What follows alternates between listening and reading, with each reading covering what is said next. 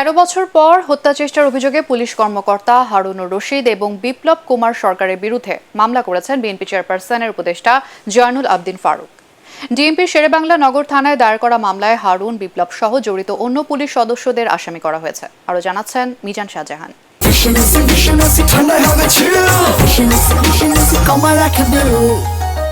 যদি কোনো গাড়ির মধ্যে হাত দেন একসাথে যাবো কিন্তু অ্যাকশন আপনারা তোমার দাঁত ফেলে দেবো। 2011 সালের 6 জুলাই শেরেবাংলা নগর এলাকায় হরতালের সমর্থনে মিছিল করছিলেন বিএনপি দলীয় 15 থেকে 20 জন সংসদ সদস্য। এ সময় হঠাৎ একটি বাসে ঢিল মারা হয়।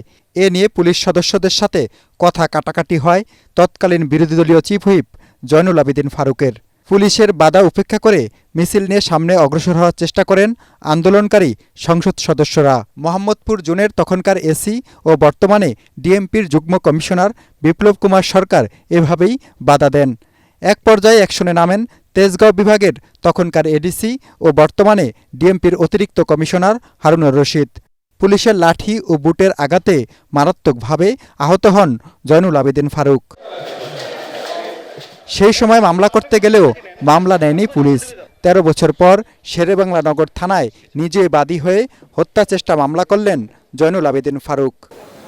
আমাকে লাঠিপিটা করে মাথা আঘাত করেছে, আমার লিগামেন্ট ছিঁড়ে দিয়েছে, লাঠির আঘাতে আমার বাম কিডনি অচল হয়ে গেছে, সেটা আমেরিকা সিঙ্গাপুরে চিকিৎসা করানো হয়েছে।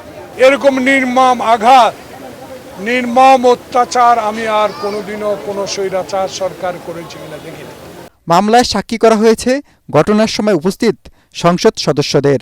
হারুন এবং বিপ্লব জয়নাল ভাইয়ের উপর আঘাত করে তার মাথা ফাটায় দেয়, তার লেগিংস ছিঁড়ে ফেলে এবং তাকে গাড়িতে উঠাইয়া গাড়ি থেকে ঠেলে ফেলে দিয়েছিল।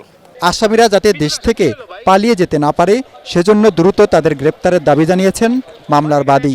এদিকে ডিবির সাবেক অতিরিক্ত কমিশনার হারুনুর রশিদের বিরুদ্ধে দুর্নীতির তথ্য অনুসন্ধান শুরু করেছে দুদক। এজন্য গঠন করা হয়েছে 3 সদস্যের তদন্ত কমিটি।